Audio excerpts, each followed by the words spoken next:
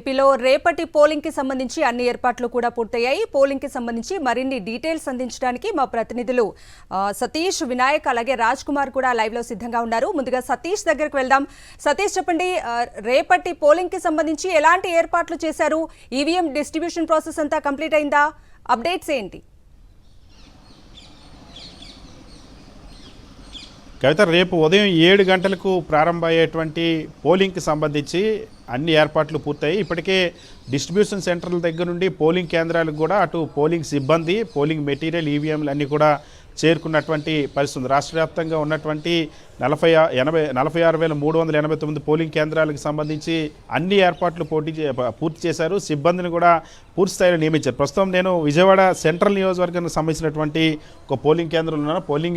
Polling station number 231 దగ్గర ఉంది. ఇక్కడ మనం చూడొచ్చు పోలింగ్కి సంబంధించినటువంటి అభ్యర్థుల జాబితా అన్ని చోట్ల కూడా ఇదే విధంగానే ఇది లోక్సభకు సంబంధించి విజయవాడ లోక్సభ నియోజకవర్గానికి సంబంధించినటువంటి అభ్యర్థుల జాబితాను ఇక్కడ అందించారు. అదేవిధంగా ఇక్కడ చూడొచ్చు మనం ఈ వెబ్ కాస్టింగ్ సంబంధించి ఏదైతే సీసీ కెమెరా ఉందో ఈ సీసీ కెమెరాని ఏవైతే సమస్యాత్మకమైనటువంటి పోలింగ్ కేంద్రాలు ఉన్నాయో ఆ 12,000కు పైగా ఉన్నటువంటి సమస్యాత్మక పోలింగ్ కేంద్రాలతో పాటుగా వెబ్ కాస్టింగ్ ఈసారి మొత్తం 46,389 పోలింగ్ కేంద్రాల్లో దాదాపు 74% పోలింగ్ కేంద్రాల్లో వెబ్ కాస్టింగ్ ఏర్పాటు చేశారు. పారదర్శకమైనటువంటి ఎన్నికల ప్రక్రియ నిర్వహించారు. ఇది విజయవాడ సెంట్రల్ నియోజకవర్గం ఉన్నటువంటి పోలింగ్ కేంద్రం. ఇక్కడ మనం చూడొచ్చు ఈ పోలింగ్ కేంద్రంలో విజయవాడ సెంట్రల్లో అసెంబ్లీ నియోజకవర్గానికి సంబంధించి పోటీ చేస్తున్నటువంటి అభ్యర్థుల ఆ జాబితాను కూడా ఇక్కడ ఉంచారు. వాళ్ళ అభ్యర్థికి సంబంధించిన పేరు, అభ్యర్థి ఫోటో, అదేవిధంగా అభ్యర్థికి సంబంధించినటువంటి పార్టీ, అదేవిధంగా అభ్యర్థికి సంబంధించినటువంటి గుర్తు, వీటన్నిటినీ కూడా పొందుపరుస్తూ పోలింగ్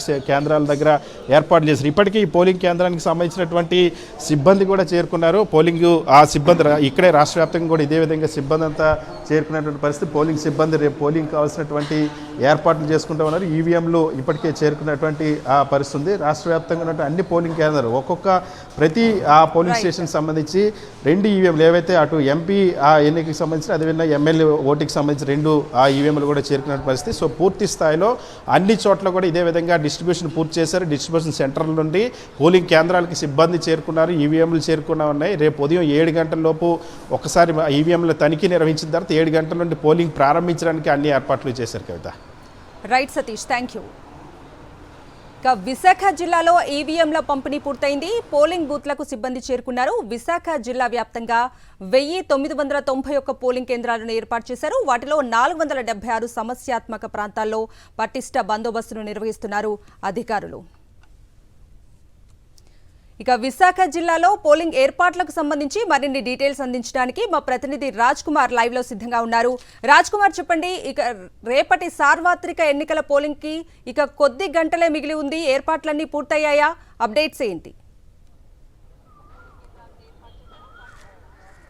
ఎస్ కవిత, 2024 సార్వత్రిక ఎన్నికలకు సంబంధించినటువంటి విశాఖ జిల్లా సన్నాహమైందని చెప్పుకోవచ్చు. పూర్తి స్థాయిలో ఇక్కడ ఏయూలో స్ట్రాంగ్ రూమ్తో పాటు ఈవీలో డిస్ట్రిబ్యూషన్ కార్యక్రమానికి సంబంధించి 7 నియోజకవర్గాలకు పంపిణీ జరిగింది. ఇప్పుడు మనం రైట్ నా ఉన్నటువంటి doctor VS Krishnaiah government college అనేది ఇక్కడ దాదాపుగా 5 పోలింగ్ బూత్లను ఏర్పాటు చేయడం జరిగింది. ఇది వైజాగ్ ఈస్ట్కు సంబంధించినటువంటి పోలింగ్ సంబంధించినటువంటి బూతులు ఉన్నటువంటి కాలేజ్. ఇక్కడ ఆల్మోస్ట్ ఇప్పటికే ఇక్కడ ఉన్నటువంటి పోలింగ్ సిబ్బంది అంతా కూడా ఇక్కడ చేరుకున్నారు. దాదాపుగా 1991 సంబంధించినటువంటి పోలింగ్ స్టేషన్లను విశాఖ మొత్తం ఏర్పాటు చేశారు. మొత్తం 20,12,000 మంది రేపు ఓటు హక్కు వినియోగించుకోబోతున్నారు. దీంట్లో మహిళలు ఎక్కువ శాతం ఈసారి ఓటింగ్ వినియోగించుకునేటువంటి అవకాశం ఉంది. అదేవిధంగా యూత్ ఓటర్ల సంఖ్య కూడా 2 లక్షలకు పైగా దాటిపోయినటువంటి పరిస్థితి కనబడుతుంది. మొత్తం 503 క్రిటికల్ ఉన్నటువంటి పోలింగ్ కేంద్రాలని, పోలింగ్ బూతులను గుర్తించడం జరిగింది. దానికి సంబంధించి పూర్తి స్థాయిలో ఎక్స్ట్రా ఈవీఎంలను, స్పేర్ ఈవీఎంలతో పాటుగా అక్కడ చెదురుమదురు సంఘటన జరగకుండా భారీ స్థాయిలో భద్రతా బలగాల మధ్య రేపు పోలింగ్ జరగబోతోంది. ఉదయం 6 గంటలకు మాక్ పోలింగ్ చేసిన తర్వాత 7 గంటల నుంచి సాయంత్రం 6 గంటల వరకు పూర్తి స్థాయిలో పోలింగ్ జరిగేటువంటి అవకాశం ఉంది.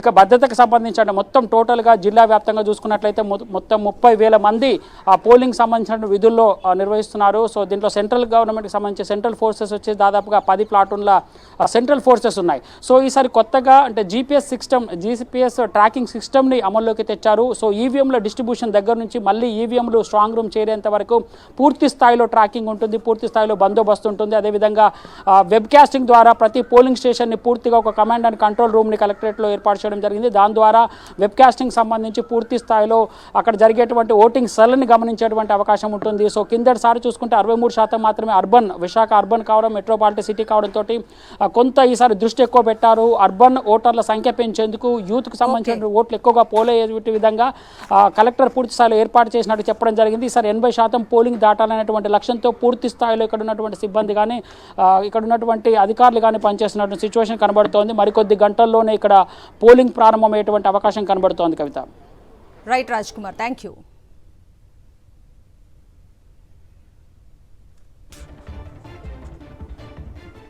ఏపీలో రేపటి పోలింగ్ కి సంబంధించి అన్ని ఏర్పాట్లు కూడా పూర్తయ్యాయి. రాష్ట్ర వ్యాప్తంగా పోలింగ్ కేంద్రాలకు సిబ్బంది చేరుకున్నారు. పోలింగ్ కి సంబంధించిన సామాగ్రిని కూడా తరలించారు. ఇక విజయవాడలో పోలింగ్ ఏర్పాట్లకు సంబంధించి మరిన్ని డీటెయిల్స్ అందించడానికి మా ప్రతినిధి వినాయక్ లైవ్ లో సిద్ధంగా ఉన్నారు. వినాయక్, చెప్పండి, ఈవీఎంల పంపిణీ కంప్లీట్ అయిందా? విజయవాడలో అప్డేట్స్ ఏంటి?